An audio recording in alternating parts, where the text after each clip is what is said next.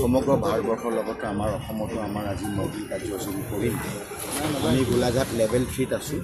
আমি সেই হিচাপে আমি দুটা স্থান আজি লৈছোঁ। এটা হ'ল আমি এটা জনাকীৰ্ণ ঠাই গোলাঘাট টাউনৰ মাজত, য'ত বজাৰ অঞ্চল আছে আৰু BSNL অফিচ আছে, ভাইটেল ইনষ্টলেশ্যন। আৰু দ্বিতীয়টো আমাৰ ভাইটেল ইনষ্টলেশ্যন আছে আমাৰ নুমলীগড় শোধনাগাৰ। আমি দুটা ঠাইত আজি 4টা বজাত মক ড্ৰিল কাৰ্যসূচী আৰম্ভ কৰিম। আমি যোৰহাট এয়াৰপৰ্টৰ পৰা এটা ছিগনেল পাম 4টামান বজাত যে এয়াৰ ষ্ট্ৰাইক হৈছে, লগে লগে চাইৰেন ব্ল' আপ হ'ব। চাইৰেন হোৱাওঁতে আপোনালোক সকলোকে সেইখন সময়ত য'ত যেনেকৈ আছে থিয় হ'বলৈ আমি অনুৰোধ কৰিলোঁ। চাইৰেন যোৱাৰ পিছত আমি আৰু এটা চাইৰেন পাম। সেই চাইৰেনটো পোৱাৰ পিছত আমি গম পাম যে আমাৰ ষ্ট্ৰাইকটো শেষ হ'ল। কিন্তু তাৰ যিখিনি ক্ষতিপূৰণ হ'ল, হয়তো কিছু ইঞ্জিৰড হ'ল, কিছু জুই লাগিলে, গতিকে আমি এটা মক ড্ৰিল আৰম্ভ কৰিম। আমাৰ এটা ইয়াতে অকণমান জুই লগাৰ ছিষ্টেম এটা আমি কৰাইছোঁ। ফায়াৰ ব্ৰিগেড আহিব, পুলিচ আহিব আৰু তেওঁলোকক উদ্ধাৰ কৰিব। আৰু যিসকল আঘাতপ্ৰাপ্ত হৈছে আমি ইতিমধ্যে তেখেতসকলক চিভিল হস্পিটেল লৈ যাম। সকলোতে আমাৰ ডক্টৰ টীম, SDF আৰু পুলিচক আমি থৈছোঁ। প্ৰথম খবৰটো আমাৰ যিটো কণ্ট্ৰল ৰুমলৈ আহিব 4টা বজাত, আৰু আমাৰ যিহেতু মোবাইল ব্ৰেকডাউন হৈ যাব সেইকাৰণে আমি VSF ছেট লৈছোঁ আৰু ছেটেলাইট ফোন লৈছোঁ, যিটো আমাৰ ছেটেলাইট ফোন আছে। আমি দুঠাইত কৰিছোঁ।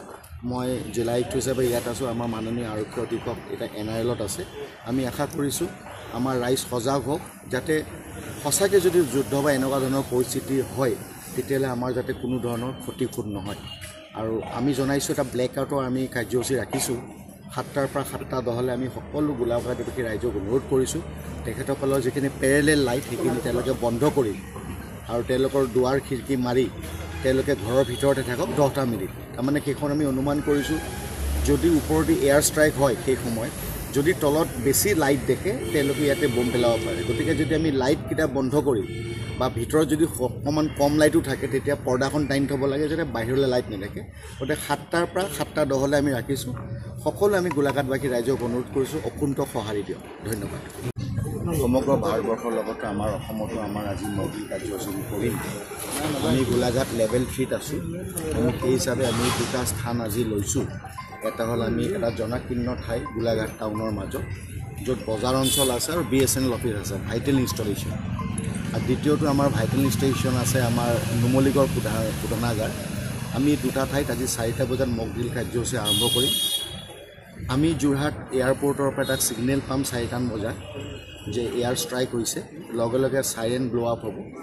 চাইৰেন হোৱাওঁতে আপোনালোক সকলোকে সেইখন সময়ত য'ত যেনেকৈ আছে থিয় হ'বলৈ আমি অনুৰোধ কৰিলোঁ।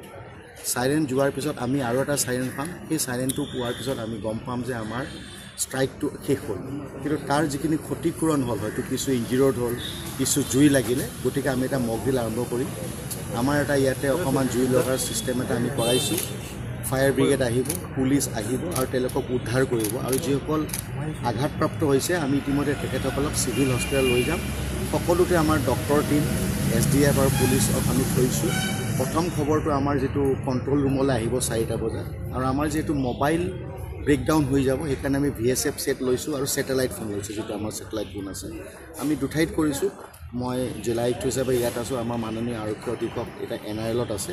আমি আশা কৰিছোঁ আমাৰ ৰাইজ সজাগ হওক, যাতে সঁচাকৈ যদি যুদ্ধ বা এনেকুৱা ধৰণৰ পৰিস্থিতি হয় তেতিয়াহ'লে আমাৰ যাতে কোনো ধৰণৰ ক্ষতিপূৰণ নহয়। আৰু আমি জনাইছোঁ এটা ব্লেক আউটৰ আমি কাৰ্যসূচী ৰাখিছোঁ।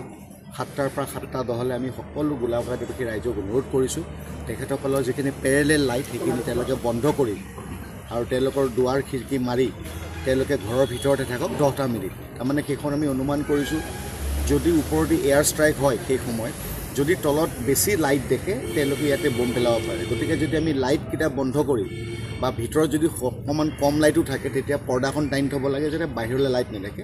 গতিকে 7টাৰ পৰা 7:10লৈ আমি ৰাখিছোঁ। সকলো আমি গোলাঘাটবাসী ৰাইজক অনুৰোধ কৰিছোঁ অকুণ্ঠ সঁহাৰি দিয়ক। ধন্যবাদ।